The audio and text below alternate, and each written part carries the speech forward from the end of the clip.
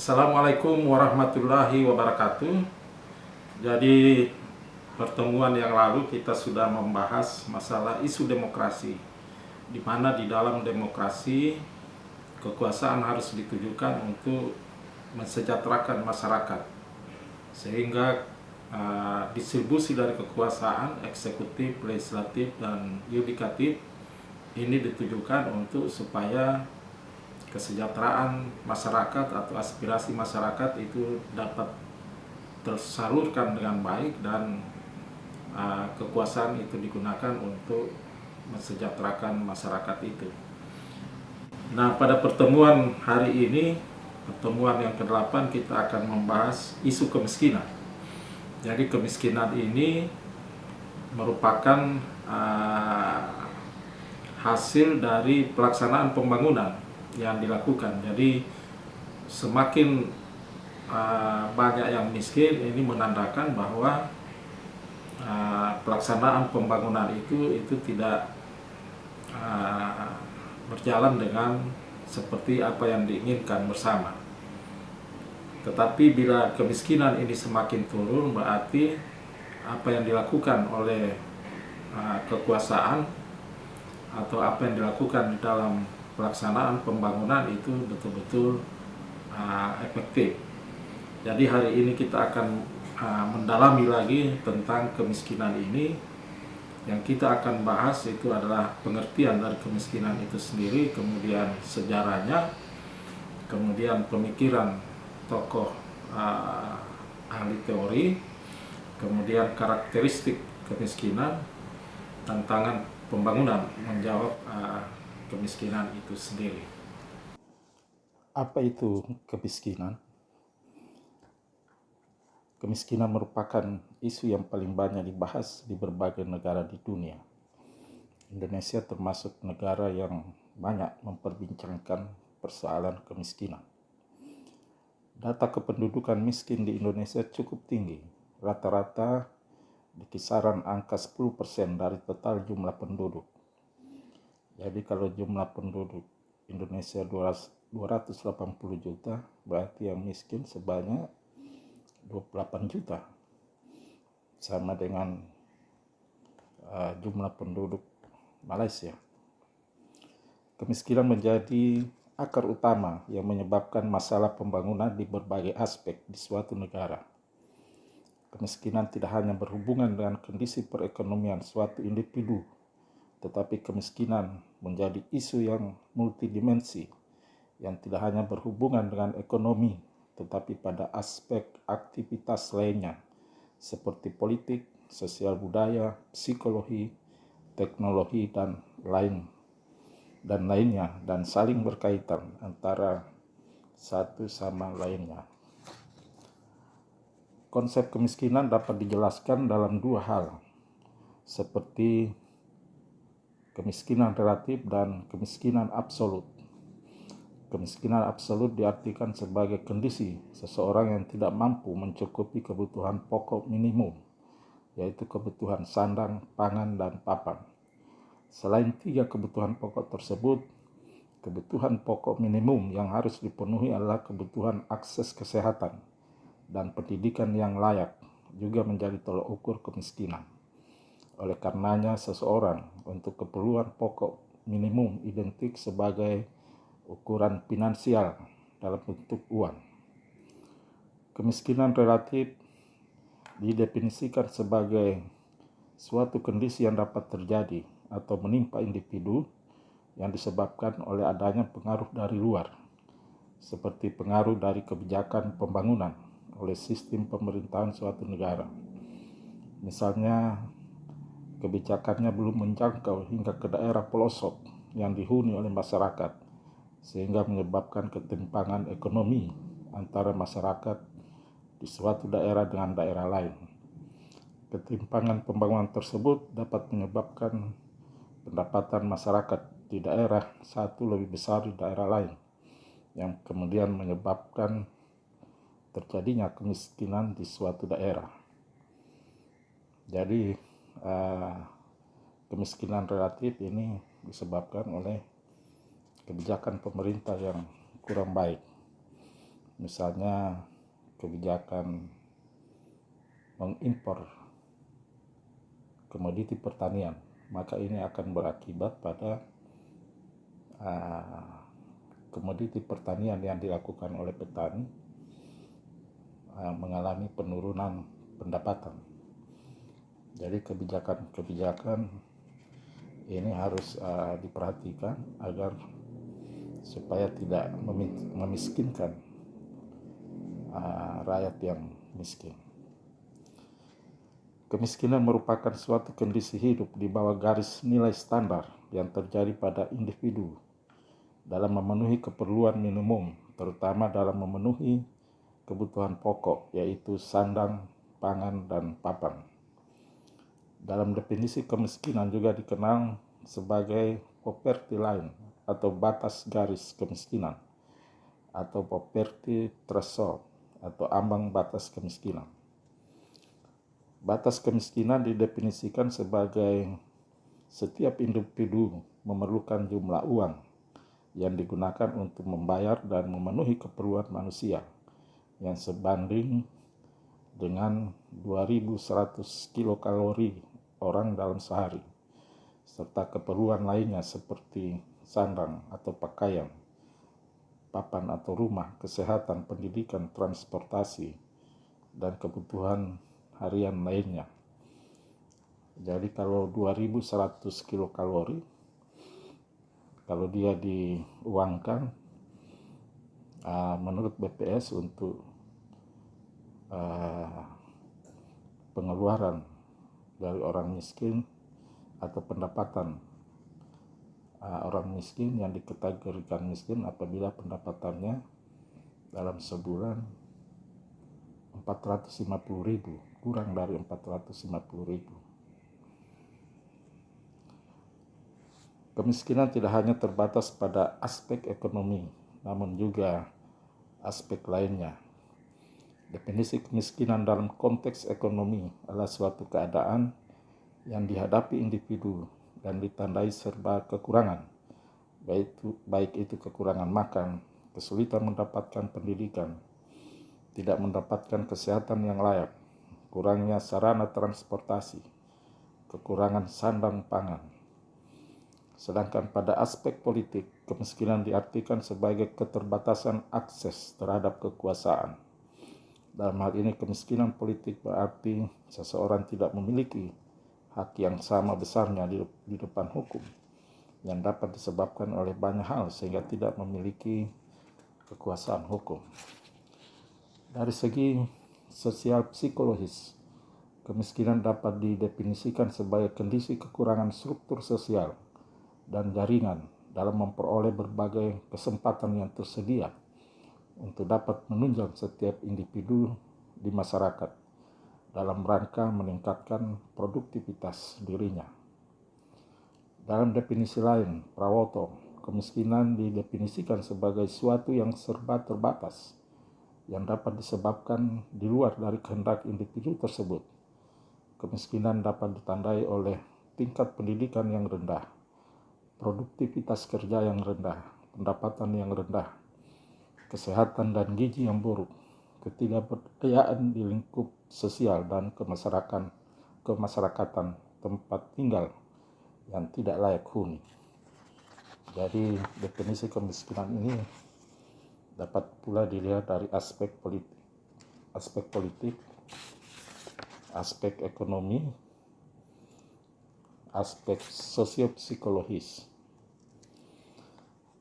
Nah, sejarah kemiskinan sebagai isu masyarakat yang telah berakar sejak lama, terutama di negara yang mengalami sistem pemerintahan yang rendah dan menyikapi masalah rakyatnya. Sejarah kemiskinan paling banyak terjadi di berbagai negara setelah Perang Dunia Kedua. Setelah perang, banyak negara mengalami keterbelakangan ekonomi yang berimbas pada kondisi ekonomi masyarakatnya. Setelah Perang Dunia Kedua, masyarakat mengalami ketergantungan pada pekerjaan dengan kapabilitas dan pendapatan yang rendah, serta mengalami kesulitan dalam memenuhi akses pendidikan dan kesehatan yang layak. Secara kemiskinan individu dapat disebabkan oleh 3 hal. Pertama, secara mikro. Kemiskinan terjadi akibat satu individu dengan individu lainnya pada ketidaksamaan pola kepemilikan sumber daya dalam lingkungan yang sama, sehingga memunculkan sistem distribusi pendapatan masyarakat yang timpang atau tidak merata. Penduduk dengan kemiskinan yang tinggi disebabkan oleh sumber daya yang dimiliki tersedia terbatas dalam jumlah serta dengan nilai yang kecil. Yang kedua, kemiskinan dapat terjadi akibat dalam perbedaan kualitas sendiri sumber daya manusia. Perkembangan zaman yang semakin canggih dan kehidupan yang semakin kompleks membutuhkan kualitas sumber daya manusia yang dapat berjalan bersamaan dengan peningkatan kualitas taraf hidup di kondisi saat ini. Oleh karena itu, kapasitas sumber daya manusia menjadi tolok ukur terjadinya kemiskinan. Kualitas sumber daya manusia yang rendah diartikan sebagai individu yang memiliki produktivitas yang rendah, yang kemudian berdampak pada pendapatan yang diperoleh rendah.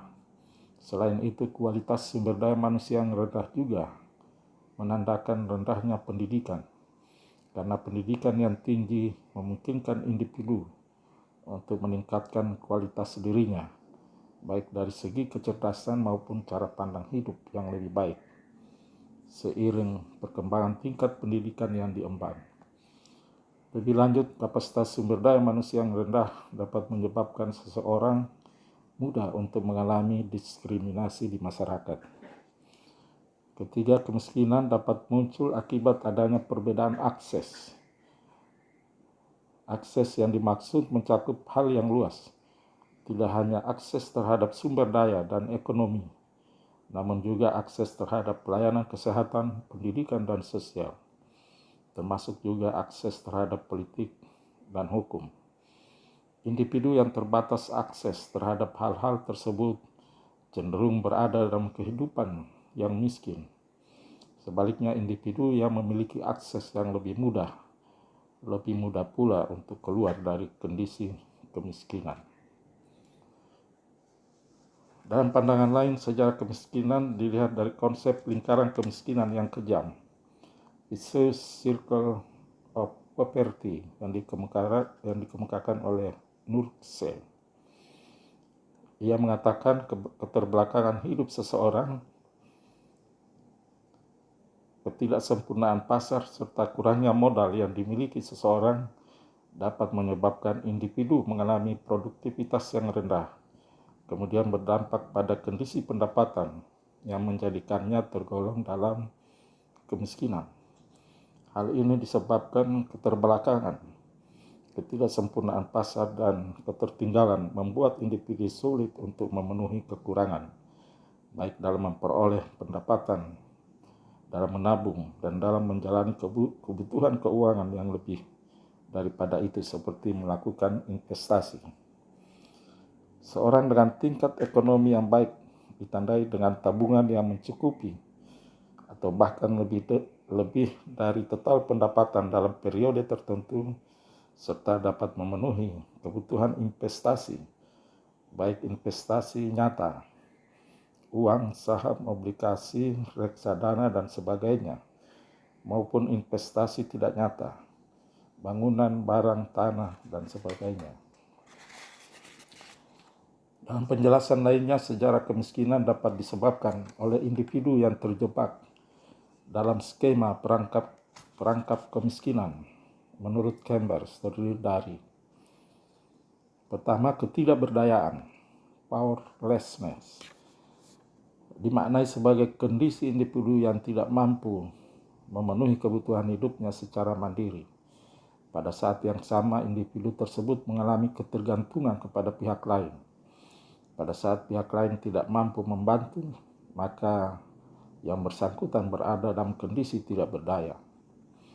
Yang kedua, kerentanan, vulnerability, terjadi pada individu atau kelompok yang secara fisik memang berada pada kondisi yang rentan. Misalnya rentan karena kondisi fisiknya mengalami sakit-sakitan, maka yang bersangkutan akan terperangkap di dalam kondisi yang miskin. Harta benda yang dimiliki akan habis digunakan untuk berobat. Pada saat yang sama, dirinya tidak lagi mampu bekerja, sehingga harta yang ada akan menjadi habis, akhirnya jatuh miskin. Yang ketiga, kelemahan fisik. Physical weakness. Kondisi fisik termasuk kondisi jiwa yang lemah, membuat individu tidak mampu bekerja dan berkarya, sehingga orang yang bermasalah secara fisik maupun mental bisa berada dalam kondisi miskin.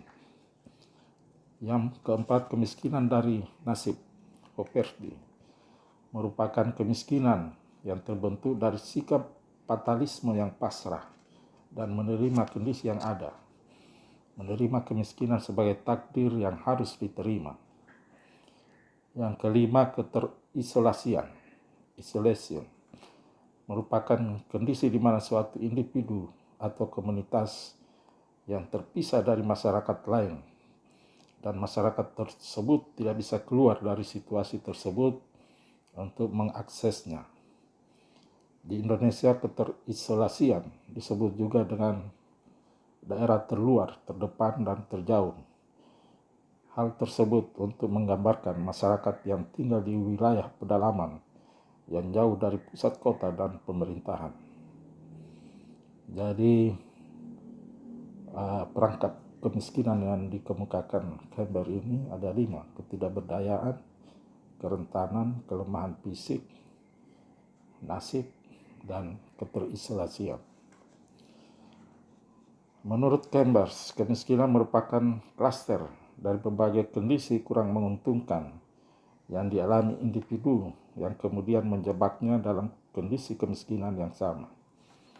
Contohnya masyarakat di pedesaan yang lahir dengan segala keterbatasan akses pemenuhan kehidupan yang lebih layak dapat terjebak dalam kondisi tersebut karena nasibnya yang terlahir dalam kondisi seperti itu.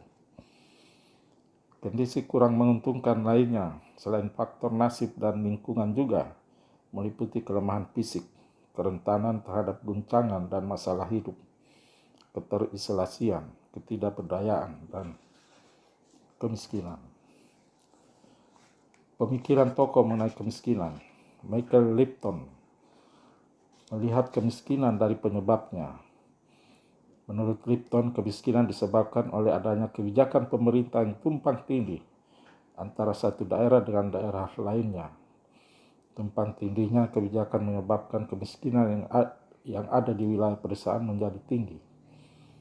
Hal tersebut disebut Lipton sebagai urban bias. Jadi di data kemiskinan di Provinsi Gorontalo juga yang terbanyak itu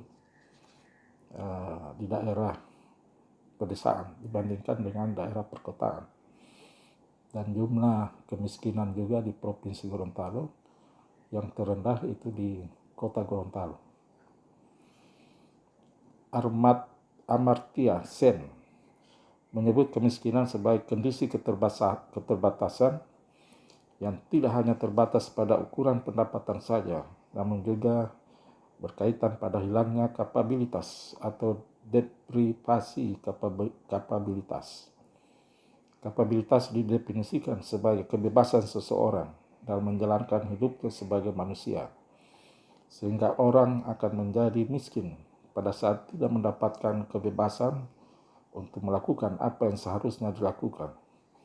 Hal tersebut sekaligus menjadi salah satu indikator negara demokratis lebih menjanjikan kesejahteraan daripada negara otoriter karena adanya kebebasan pada negara demokratis.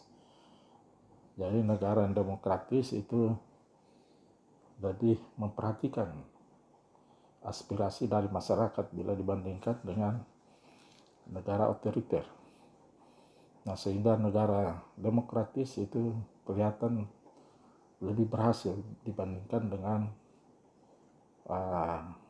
yang otoriter. Ragnar Nutze menyebutkan bahwa kemiskinan disebabkan oleh adanya lingkaran kemiskinan yang kejam. Lingkaran kemiskinan yang kejam merupakan kondisi di mana seseorang terus mengalami kemiskinan hingga anak keturunannya yang disebabkan oleh banyak hal. Di antara penyebab kemiskinan yang jahat tersebut adalah tabungan yang rendah atau bahkan tidak ada, investasi yang rendah, kurangnya modal, produktivitas yang rendah, pendapatan yang rendah, dan seterusnya. Sehingga ini terus-menerus mengalami kemiskinan finansial. Jadi ini yang dinamakan lingkaran setan kemiskinan. Robert Chambers merumuskan kemiskinan disebabkan oleh dua faktor, yaitu faktor eksternal dan internal. Faktor eksternal adalah kondisi miskin disebabkan oleh faktor di luar individu atau personal, termasuk di dalamnya persoalan lingkungan yang menyebabkan manusia menjadi miskin, seperti adanya bencana alam yang menyebabkan krisis ekonomi. Begitu pula dengan kebijakan dari pemerintah dapat menjadi faktor eksternal yang menyebabkan seseorang menjadi miskin.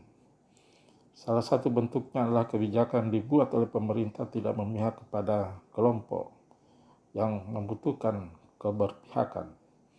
Sedangkan faktor internal adalah ketidakmampuan individu secara personal dalam memenuhi kebutuhan hidup secara mandiri, termasuk ketidakmampuan di dalam mengelola sumber daya yang dimiliki. Hal ini terjadi karena tidak adanya pendapatan atau modal, tidak adanya keterampilan, skill, dan sebagainya. Inilah yang menyebabkan kemiskinan tersebut. Menurut Kuncoro, kemiskinan dialami penduduk negara akibat ketergantungan diri pada sektor pekerjaan yang masih menggunakan metode produksi tradisional dan adanya sikap apatis terhadap lingkungan. Maka solusi dari kemiskinan tersebut adalah dengan melakukan modernisasi.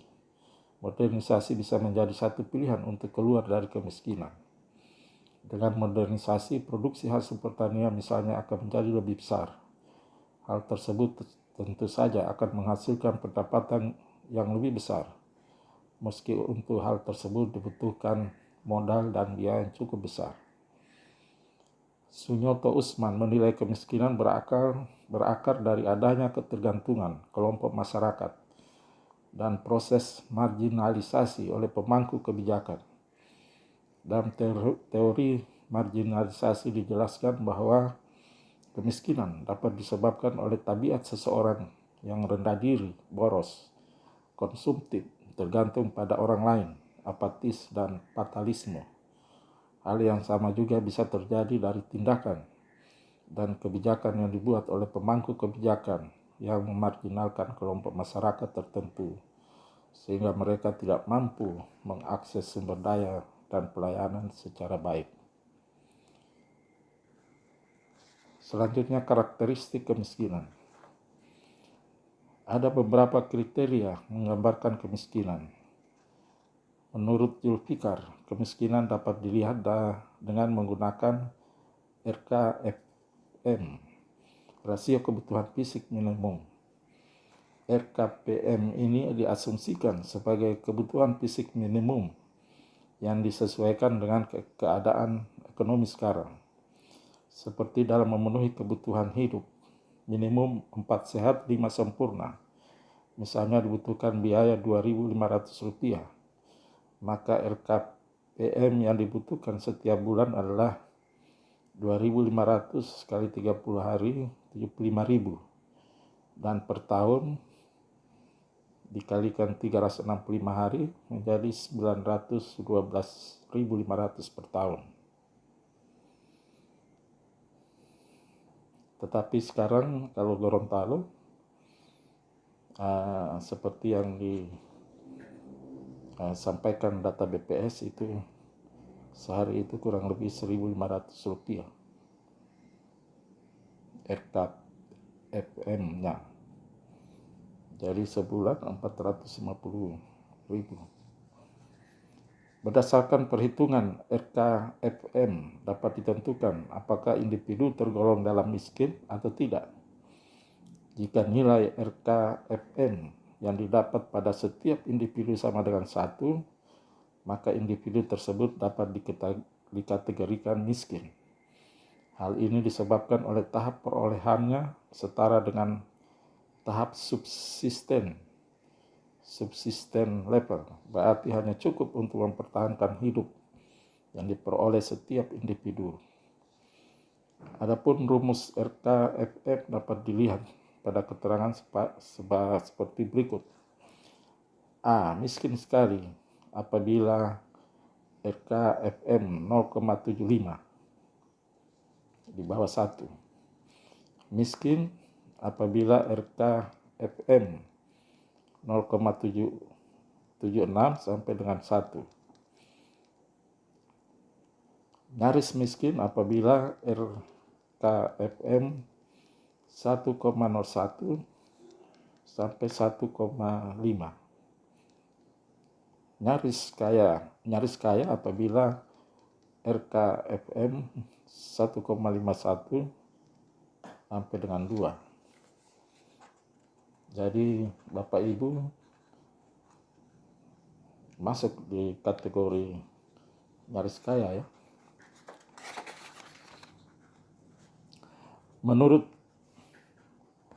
Guesenghe dan Hasan, ada 5 karakteristik kemiskinan, yaitu tidak mempunyai faktor produksi sendiri.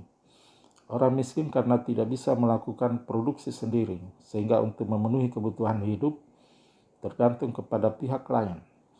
Ketergantungan pada pihak lain menyebabkan barang yang dibutuhkan harus dibeli. Seringkali barang yang dibeli dari pihak lain harganya mahal, sehingga mengeluarkan biaya yang tinggi untuk mendapatkannya. Yang kedua, tidak mempunyai aset produksi sendiri. Aset merupakan salah satu modal yang bisa menjadi kekayaan. Selain itu, aset juga bisa menjadi jaminan pada saat seseorang hendak melakukan kegiatan usaha. Ketiga, umumnya tingkat pendidikan rendah. Pendidikan merupakan salah satu jalan untuk memutus rantai kemiskinan. Orang yang memiliki pendidikan berpeluang untuk dapat bekerja dan berusaha secara mandiri. Dengan bekerja, maka seseorang memiliki pendapatan. Memiliki pendapatan berarti jalan untuk tidak miskin lagi. Bagi mereka yang tidak memiliki pendidikan, sulit untuk mendapatkan pekerjaan dengan pendapatan yang tinggi. Tidak mempunyai fasilitas. Fasilitas dibutuhkan untuk bisa memenuhi kebutuhan hidup.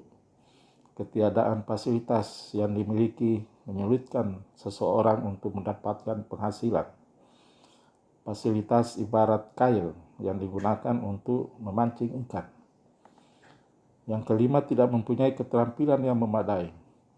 Keterampilan salah satu modal untuk mendapatkan pekerjaan. Ketiadaan keterampilan membuat seseorang tidak dapat bekerja. Menurut Badan Koordinasi Keluarga Berencana Nasional (BKKBN), terdapat 6 kriteria penduduk miskin, yaitu rumah tidak layak huni. Yang kedua, tidak mempunyai akses sanitasi dan air bersih. Yang ketiga, penghasilan lebih rendah daripada pengeluaran. Yang keempat, tidak memiliki harta. Kelima, kualitas gizi makanan buruk. Keenam, hanya dapat membeli 1 setel pakaian barang baru dalam setahun. Menurut Mulyarto, kemiskinan memiliki 6 karakteristik, yaitu: pertama, kemiskinan berkaitan erat dengan kerentanan yang kita sudah bahas sebelumnya. Kemiskinan berkaitan dengan keterbatasan akses dan peluang kerja, juga ini sudah dibahas. Tidak percaya diri dalam mengaktualisasi diri sehingga membuat diri sendiri tidak berdaya. Keempat, konsumtif. Kelima, ketergantungan pada orang lain. Dan keenam, kemiskinan yang diwariskan secara turun-temurun. Tantangan pembangunan menjawab kemiskinan. Menurut Solikatun, kemiskinan merupakan faktor yang menghambat proses pembangunan dalam suatu negara. Kemiskinan banyak terjadi akibat negara salah urus, yang pada akhirnya kebijakan dalam menyebarkan sumber daya tidak merata sehingga pendapatan rakyat di daerah satu dengan daerah lain tidak seimbang.